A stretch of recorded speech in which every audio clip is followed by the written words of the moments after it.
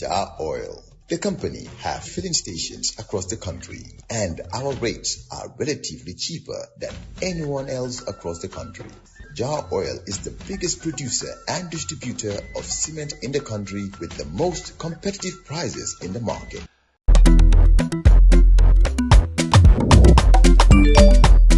Excellent jam, Suwaid. Yo, apply. Yo, luta do de. Luta mo nulo jël moto nga andil ma xaalis. Hello? Bisul mu fine. What? Bisul mu fine. Oh, yes! Wave Axina Gambia. Deposit and withdraw money, pay bills and buy mobile credit without fees. Transfer money wherever in the country for only 1% fee. At Wave. Bisul mu fine? Wave. Your money is yours. But at almost 9 minutes past 9 o'clock in the morning, let's welcome our guest, Modou Bah. Modou, welcome back. Thank you, Peter. Leader of the Afro movement. Indeed. Before we get into what the Afro movement is all about and whether it's growing or not, you're here to respond to what you heard on the program last week. Thank you, Peter. Thank you for having me. It's always a great pleasure to be here at West Coast Radio. Two friends reuniting again. Absolutely, absolutely. It dates back a long time ago. Absolutely. Okay. So first of all, I would like to read my rejoinder to the Minister of Information. He's the Minister of Information, etc., etc., etc. So I can feel that for you, Media and Broadcasting Service. Okay, thank you. It's a very long title. Thank you. I have taken note of the Minister of Information dismissive remarks regarding my analysis of President Barrow's recent speech on the Jammeh assets saga. According to him, I don't have the capacity to analyze complex issues, and he doesn't know why I am ranting.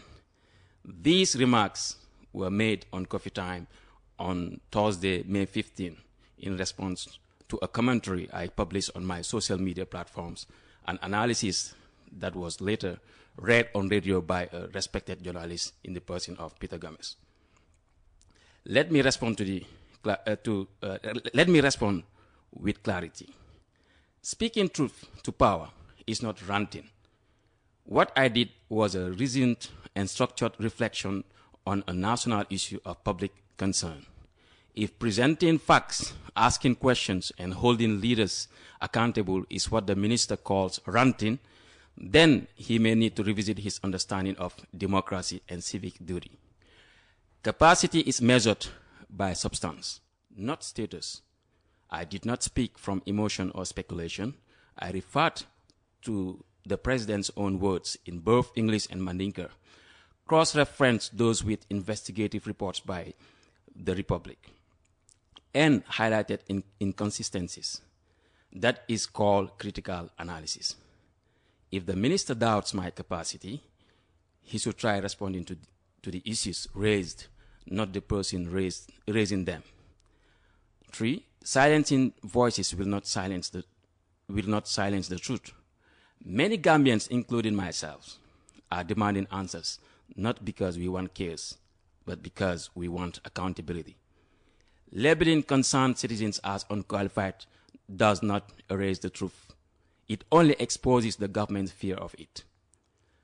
Last but not the least, focus on the message, not the messenger. Instead of engaging in personal attacks, the minister would do better to address the real issues. Why was a private account created for public funds? Where is the full report of revenues and expenditures from the Jammeh asset sales? Why was Alpha Capital still defended despite the overwhelming criticism? Why are some institutions contradicting one another on the audit? I speak as a responsible citizen, as a leader of a movement that believes in transparency and good governance.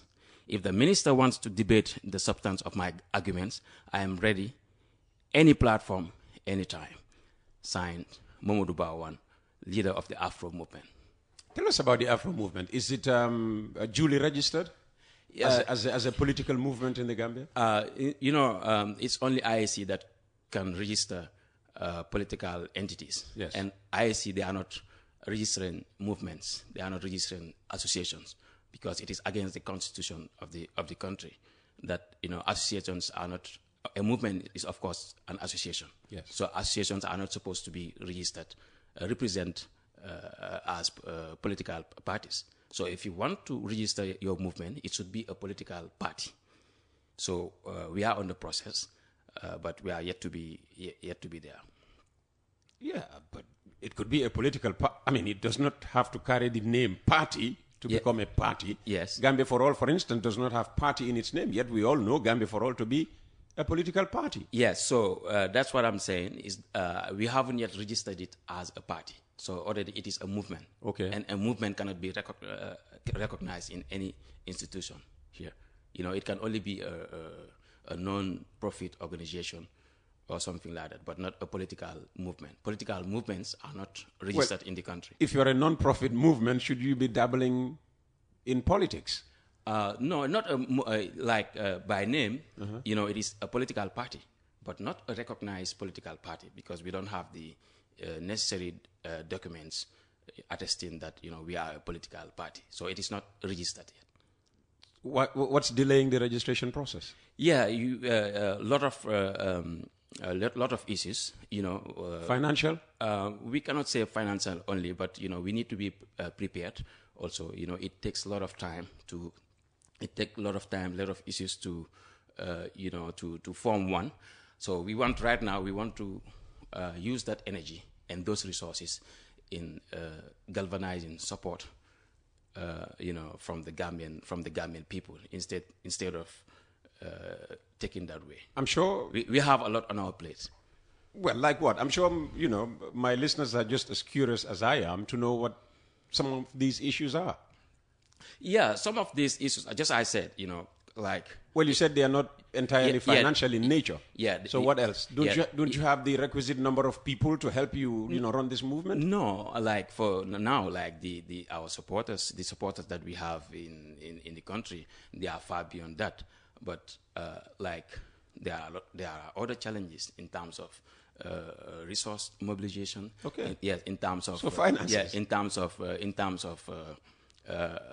strategies, in terms of efforts, in terms of energies. So we prefer using those resources, those energies, and those whatever it takes to form or to register the party into sensitizing the people, the public, letting them know about who we are, than trying to legalize that. All right. That status. So apart from you, who else is in the movement that can speak for the movement? Because usually when we have statements coming from the movement, they're always inevitably from Modou Bah 1. Yes, that's right. We have also, the movement is well structured. We have our national mobilizer, Samba Bah. He might be listening at present. So we have the national women mobilizer, Anti-Umiba. We have the youth mobilizer, Sekou Fati. So we have all those positions that are available. But because there are certain things that needs leaders to be on the front line. So in this case, this is what happens. Particularly when it is a critical issue, a statement like this caliber, national issues. So they need profiles like us to come and talk to the people about the matter in hand. Okay. Politicians like to promise inclusivity whenever they, talk ahead of elections. How inclusive is, your movement? It's not a party yet. It's a movement. Yes. Let's take the executive of your movement, for instance. Yeah, the executive of our movement, just like any political movement in the country, we are composed of young people, elderly people, men and women. What about religious composition? Yes. Do you have Christians in your leadership? Yes, obviously we have Christians. Oh, name one. Let me name one. Yeah. Most of the issue is that most of our Christian friends, brothers, don't involve into politics No, that's much. not Some are sympathizers. That's not correct. Yes, I mean, Christians are joining political parties. Yes, and they are being active. Yeah, sometimes I wonder why they are not that active in it. No, some of them don't want to appear publicly, but some of them they are sympathizers. Some of them we have sympathizers like they are with us. I contest that. Yeah. I contest that. Christians join political parties. What they don't get to do is perhaps offer themselves for elective positions. But if they are drafted into executives, they would happily serve. Yeah, honestly, I have it, but I just don't want to name some of them publicly. Hence, they are not having any positions. They are not holding. Well, let me just say, you are not protecting me. It's not me you are protecting. No, but I'm protecting my sympathizers. I know some people who even support. Yeah. They even donate. Yeah. When we have just in case somebody sits there and says, they are friends, so he's probably protecting him. So when I say Edward, he will know. When I say Edward, he will know. I don't need to. Mention his surname, but I say Edward is a very great friend of mine, and then a great supporter of Afro movement. Yeah. Emmanuel, there is Emmanuel also. Oh, suddenly the names are coming. Yeah, okay. So I don't want to go deeper than that. Okay. Yeah. All right. Well, the message I am trying to send home is include Christians in your political executive bodies as well. Christians are part and parcel of this country, and they should not be sidelined in the area of public office. That's what I'm saying. Yeah, but don't you think also it is the teaching of the church not to be involved too much into politics? For the clergy, for the clergy, the religious leaders, our priests are not supposed to have anything to do with politics. I mean, other Christian denominations have no problem with that. But Catholicism does not stop me from seeking political office. I mean, we pray for those in political office every Sunday as part of our worship. So why would we not? I mean, otherwise, why would Professor Pierre Gomez be going to mass every Sunday at St. Kizito's and not be attacked by his priests if it was forbidden for Catholics to hold a public office, political office, or whatever? They are bad. The religious leaders. And there is this Vatican, which is also a political entity. There you go. There you go. The Pope is a head of state. Yeah, he's a head of state. Exactly. The smallest state in the world. So there you go. Yeah. I was going to ask, how do you juggle life between Senegal and the Gambia? Yeah, for me it is very normal because because you work in Senegal. Yes, I work in Senegal. But you are always in the Gambia. Absolutely. This is how I manage my things. As a teacher, interpreter, translator, consultant. We need to work for our life. We need to have something to do. Politics is not a profession. For me, politics is just a way of trying to stand for your country. To make sure that it changes the way that you want it. But for me, you need to have a profession, something that will give you a job. And this is typical of our Gambian politicians. You look at them. What are their professions? What are they doing? What do you think they are doing? What is giving them a living? This is a question that we need to ask. Yeah, some have professions. Yeah, Dr. Cisse, for instance, is a political scientist, lecturer. Yeah, he's a political lecturer. But if he wants to do politics in the Gambia here, it's difficult for him to combine it with a particular job in the Gambia here. How do you mean? When he was CA leader, well, still is CA leader, he was doing his politics. He resigned and then, did politics. He resigned. Oh, he left the University of the Gambia? Yes. And who else, again, who is working here as a politician? How do you mean? Like a political leader who is working in the country. Well, maybe because once you are in opposition politics, nobody employs you into the public service. That's the challenges we have. So that's not their fault. Yes. It's the system. It's not our fault. So it is the system. Yeah. So, but for me, I'm very young. I have a young family. So I need to take care of my family.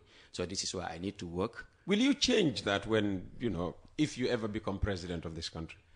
Well, it depends on what the Gambian people want. it depends on our. You don't think you can want for the Gambian people what they don't know is best for them? Yes, like this, like if we discuss about it and then we say it is better for us to put something that will... Are you suggesting you will not do anything yes, without discussing it first with the Gambian people? Absolutely, that's democracy. Seriously? Democracy is for the people, by the people. Yeah, but the president does not always have to go to the people to ask, can I do this? No, there are certain things, like those who are concerned with those issues are the ones who are supposed to raise things. For example, like politicians decided to organize a seminar, a dialogue on how to include, how to solve that. So it's going to be a debate that all of us are going to be consensual about it. Okay. Who is signing up to, your Afro movement? Is it mainly young people? Who is joining? Is it only young people? Yeah. Is it people out in the furthest reaches of the country? Who? Yes, all over the country. And by the way, we have leaders, we have chapters all over the country. In Banjul, our coordinator is Fatou Jah. In Basse, our coordinator is Babukar Jallo. So in CRR South, our coordinator is Pajok, and I could go on mentioning all the other coordinators. Mm-hmm. So, but most of them, yes, some of them are young, some of them also are elderly people, but most of them also are women. Yeah, women are supporting us a lot in this journey. And what will you do to ensure that this support is not all in vain? I mean, with regard to 2026, they are throwing their weights behind you, believing that you will run for, election in 2026. In 2021, you disappointed many when you joined, the Barrow coalition. So why would these people, continue giving you their support if you're not sure of running in 2026? Because the party hasn't, or the movement has not been registered yet as a party. Yeah, like the movement not being registered as a party does not mean that we are not going to stand for election. We can stand as an independent candidate. You always have that option. Yeah. So the movement is just an informal party, whereby it allows you to mobilize people. It allows you to sell your agenda through a particular name, that is Afro movement. And when we say Afro movement, that is African federalism and Republican orientation. So we identify ourselves, as Pan-Africanist. So this is a name that we adopted. But like people, who are supporting us, they are supporting us based on the agenda that we are selling, and that is to change the political the way of doing politics. So, what don't you like about the way we are doing politics currently? It's like we lack visionary leaders. A visionary leader is someone who tells you, we want our country to be in a particular way in the next 5 years, 10 years, 15 years, 20 or 50 years. To just have a plan, to have a plan for the country. But unfortunately, we are not seeing this. What we are seeing in our country is just like the way we are doing with our daily struggles in our compounds, what we locally call raba. You just go out to, your needs of today or tomorrow. You are going out to search for them today. So our country, this is how we are running it. Like we have problems problems in electricity, water, security, all of them scolding us at the same time. It is because we lack a proper plan.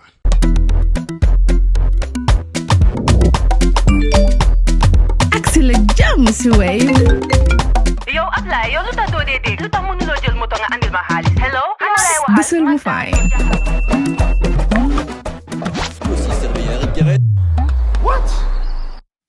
bësal mu fine.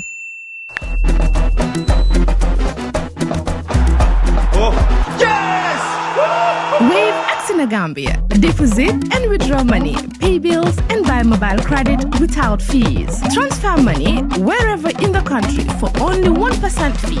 Ak Wave, bësal mu fine. Wave, your money is yours.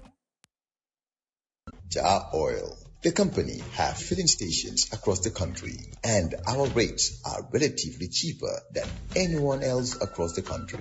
Jar Oil is the biggest producer and distributor of cement in the country with the most competitive prices in the market. Barrow just inaugurated a huge water project, which, when complete, according to reports, will provide stable, regular, good drinking water to no fewer than 1 million people in the Greater Banjul area. That's a large number. Yeah, that is something that is laudable, but it should have been here before.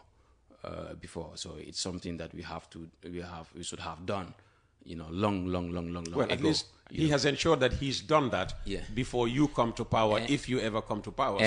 And most of the time, all they have they have plans, which in reality are not turned to, are not executed. Well, this is one that is being executed. So unfortunately for Barrow, you cannot have a tangible.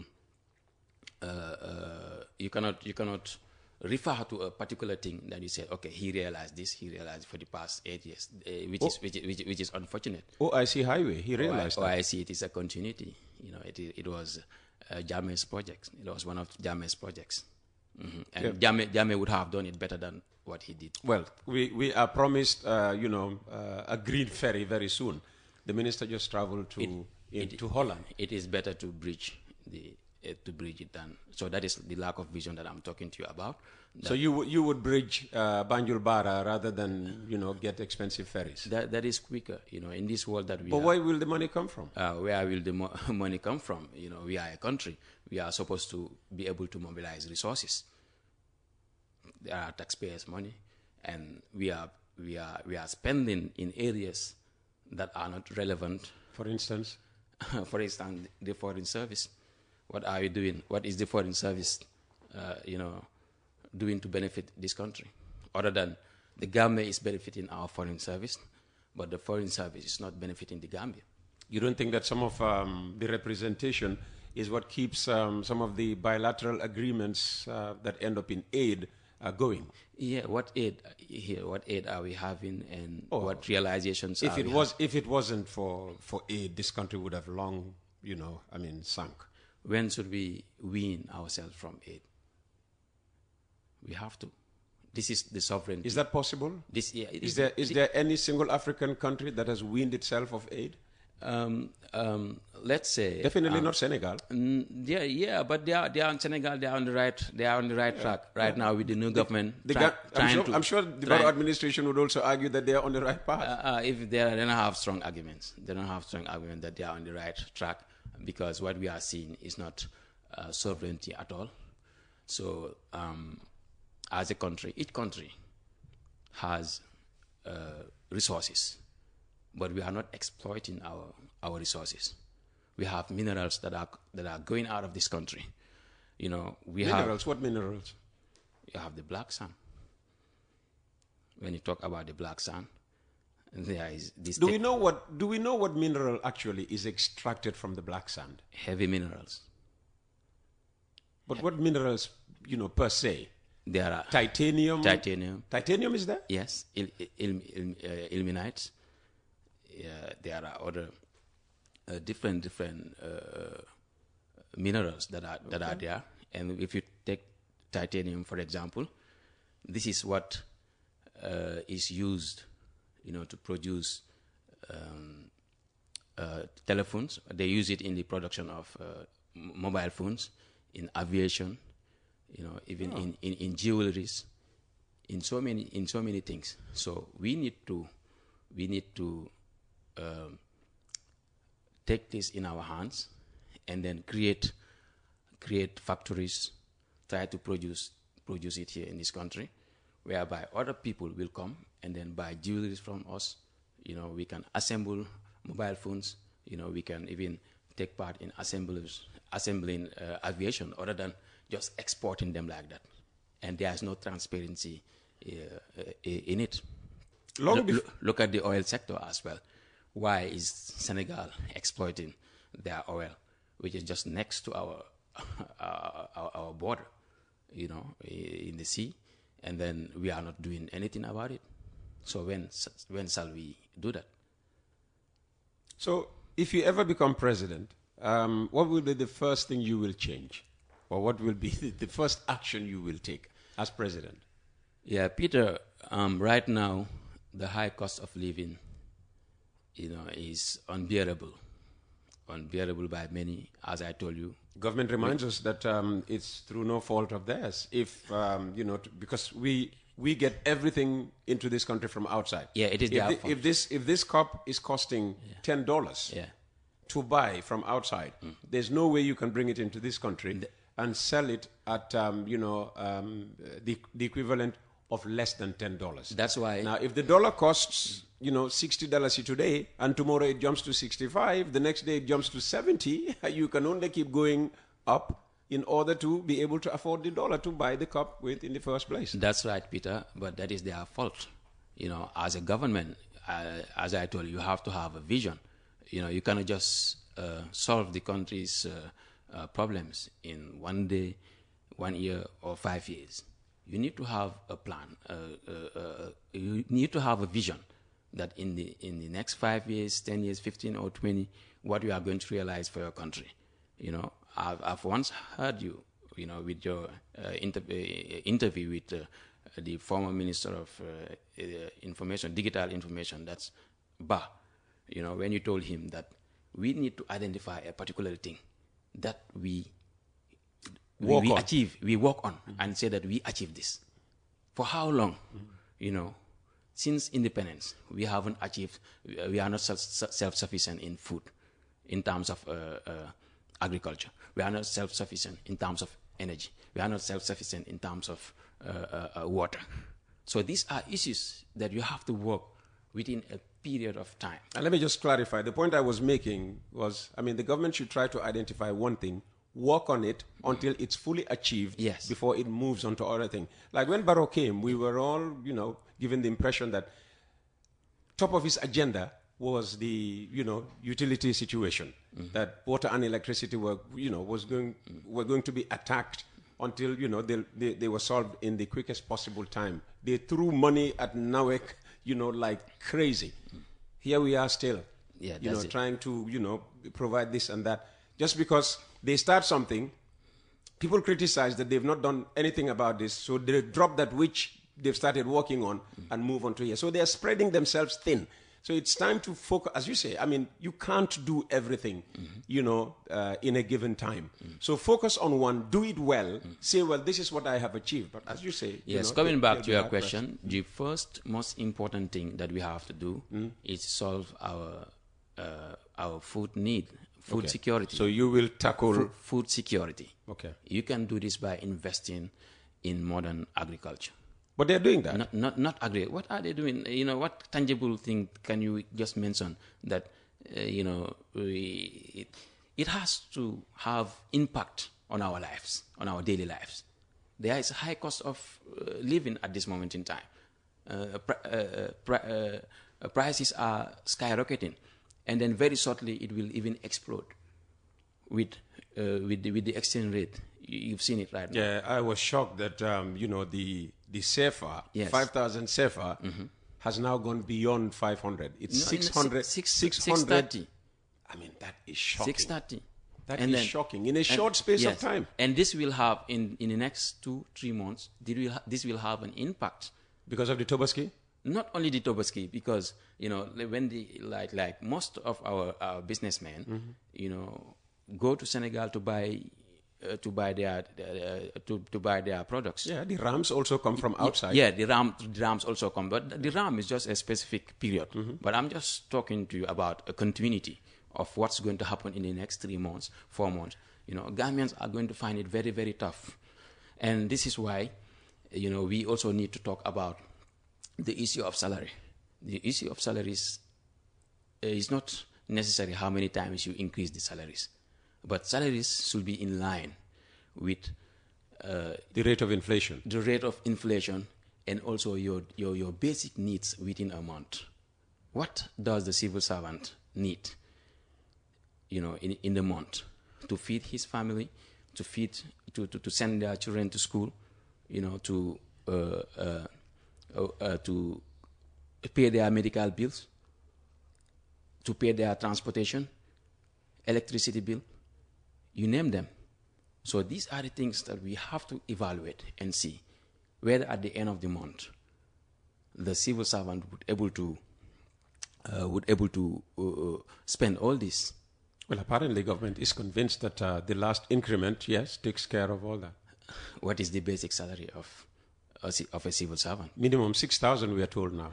Even a driver earns 6,000. Even a driver earns 6,000. Could 6,000 sustain you within the month? It's not possible, Peter. A bag of rice, American rice. Maybe that's not what they buy. Maybe they buy something else. No. Those who earn 6,000. Those who earn 6,000, what are they doing for living here? We know in the Gambia, rice is very important. It is our staple food.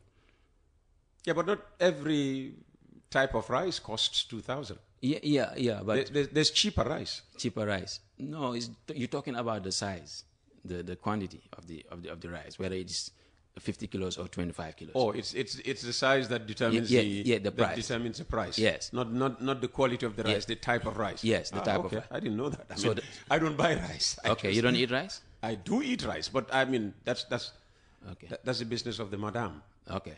What rice she buys, I don't ask. I just find food on the table and I help myself. I'm telling you that, as a family head, as somebody who works, at least in the month, you need your bills are about 20,000 at this current situation. I can understand that. Knowing what my monthly spend is. Yeah. I'm just talking to you about an average father or mother or someone who is responsible for their family. This is the average expenditure. Yeah. So if you pay someone 6,000, where is he going to? They are 14,000 short. Yes. Every month. 14,000 short. So this is why there is corruption. Is that why Okay, go ahead. I was just asking. You're going down the road. Yeah. So this is why there is a huge corruption in this country. This is why people sometimes are doing corruption not because they want to, not because they are corrupted, but because of they are encountered with embarrassing situation whereby they had no other option but to steal. It's a pity. Yeah. So this is why you have to, first of all, solve those issues. You have to pay very good salaries, and then put very good laws, very good measures that anybody who goes against the law, or anybody who committed an act of corruption, be dealt with seriously. So this is the way that you have to do to safeguard the public fund. Well, we'll see if when you become president, you will tackle corruption first, head on. A high cost of living as well. And then we can mobilize resources. We can mobilize resources, indigenous mobilization of resources, rather than taking loans. Every time we have a huge debt that we cannot even pay. Yeah, but you have to give them credit when it comes to local mobilization of resources. Since Barrow came, we have seen that GRA's collection has been going up every year. So they're doing a good job of mobilizing resources locally. So then why are they taking loans? Why are they? Because the country's needs still, Where are they putting those loans? And recently they've just said that, I don't know, the World Bank or the African Development Bank are about to give them another loan. I saw it recently. So they are about to give them loan for what? And where are they going to put that? To pay the salary increase, for instance. This is what we have to do. And This is what we have to solve. You know, there are so many diplomats over there. You know. So we should reduce the size of government. We don't need more than 5 embassies in the world. Where would you? We don't need more than 5 embassies in the world, Peter. Okay, say you are president. Yes. You will only appoint 5 ambassadors or high commissioners. You'll send them where, and where? It depends. In Africa, let's say in each continent you can leave there one ambassador. Okay, so in Africa, where would you have your one ambassador? It could be in Addis Ababa or Senegal. Okay. In Europe? In Europe, obviously, that is the head of the European Union. Brussels. Brussels. Okay.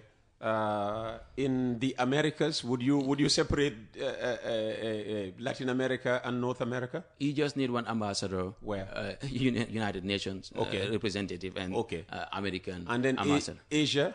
In Asia, looking at strategically right now, you know, China is doing very well, you know, in the economy.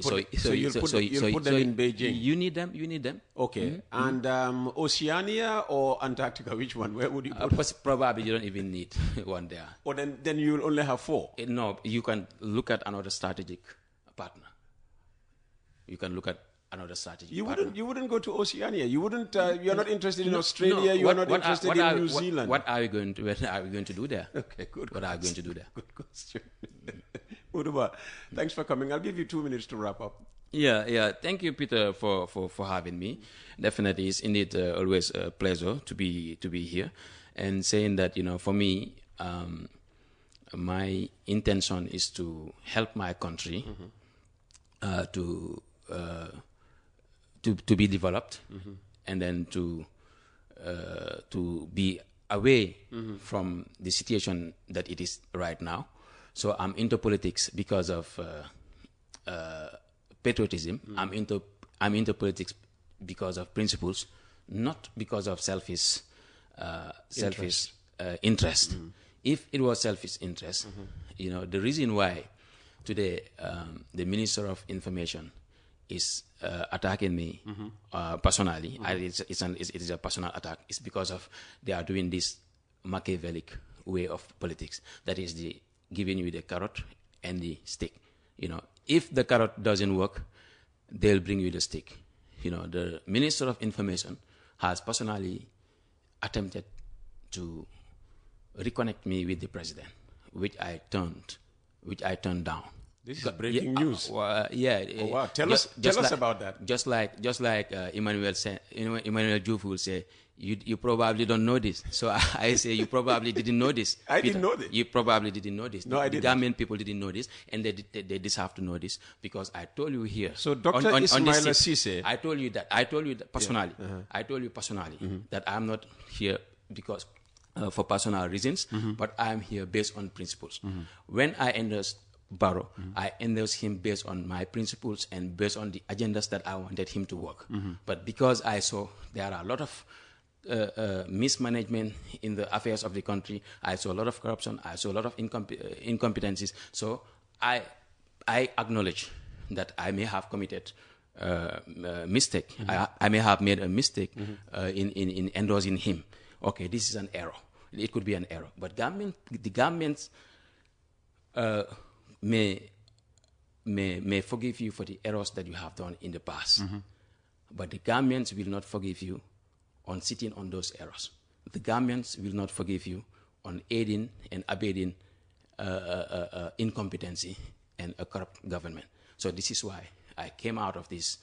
It was just an endorsement. So this is why I decided, to be on the side of the population, to be on the side of the opposition. And at this point in time, at this juncture, the Gambians, should be thankful having me on the opposition side rather than having me on the government, because it is a government that you cannot change. But you're claiming that Dr. Ceesay tried to keep you on the side of Barrow? Yes, this was in January.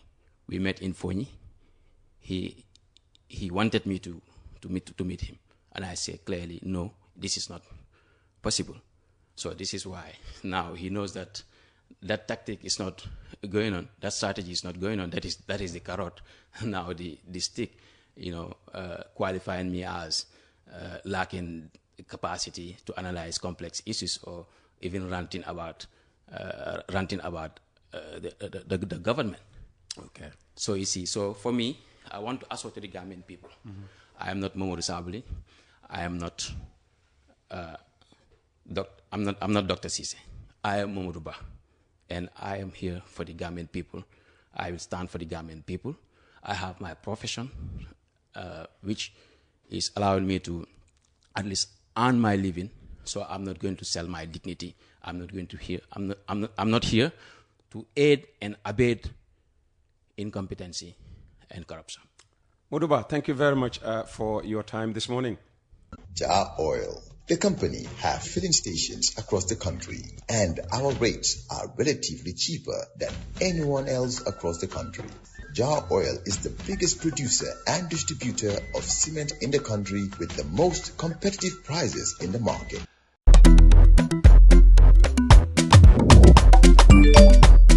Excellent jam, Wave. Yo, apply. Yo, luta do de. Luta mënuloo jël moto nga andil ma xaalis. Hello? Bësal mu fine. What? Bësal mu fine. Oh, yes! Wave Gambia. Deposit and withdraw money, pay bills and buy mobile credit without fees. Transfer money wherever in the country for only 1% fee. Ak Wave. Bësal mu fine. Wave. Your money is yours.